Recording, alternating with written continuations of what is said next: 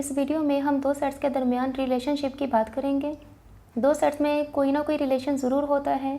उनके elements same हो सकते हैं, उनके एलिमेंट्स डिफरेंट हो सकते हैं। एलिमेंट्स की बिना पे दो सेट्स के दरमियान कोई ना कोई लिंक ज़रूर पाया जाता है।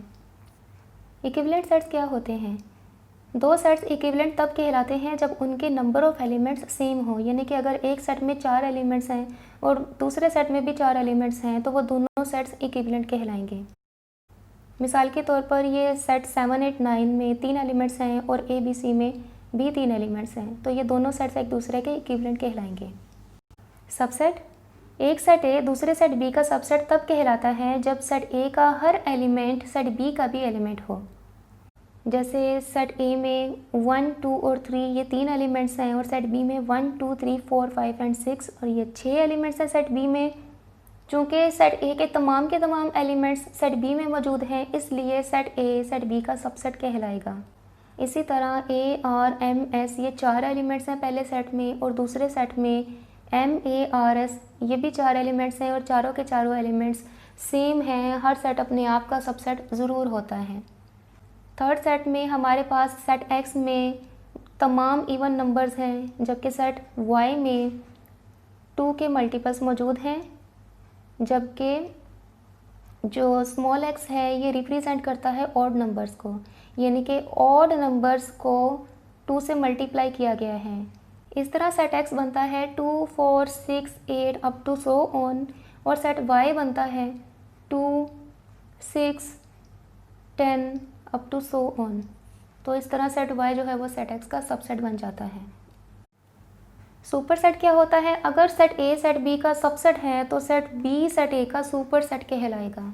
दो सेट्स इक्वल तब कहलाते हैं जब दोनों इक्विवेलेंट हो और दोनों के मेंबर्स भी सेम हो, यानी कि दोनों में सेम नंबर ऑफ एलिमेंट्स हों और एलिमेंट्स भी सेम हों।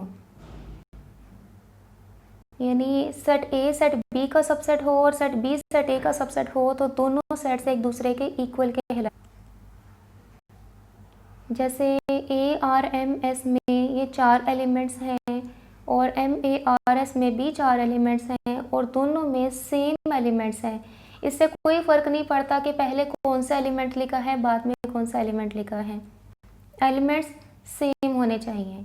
सो ये दोनों सेट्स क्या हैं, एक दूसरे के इक्वल कहलाएंगे।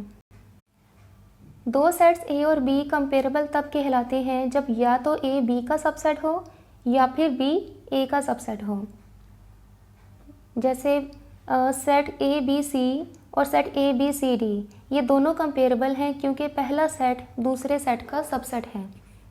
इसी तरह सेट A B C और सेट B C A ये दोनों भी कंपेरेबल हैं बिकॉज़ दोनों एक दूसरे का सबसेट हैं।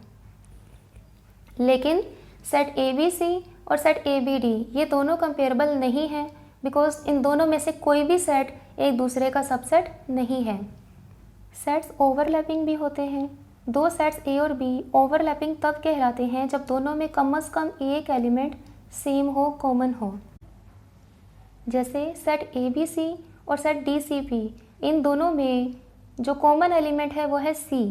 चूँकि दोनों में कम से कम एक एलिमेंट C है जो कि कॉमन है, इसलिए ये दोनों सेट्स क्या हैं, ओवरलैपिंग हैं। दो सेट्स A और B डिसजॉइंट कहलाते हैं अगर उनमें कोई भी एलिमेंट कॉमन ना हो।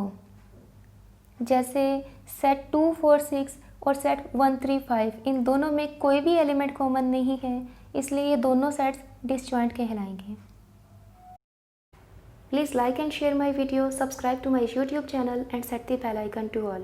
Thank you so much for watching my video.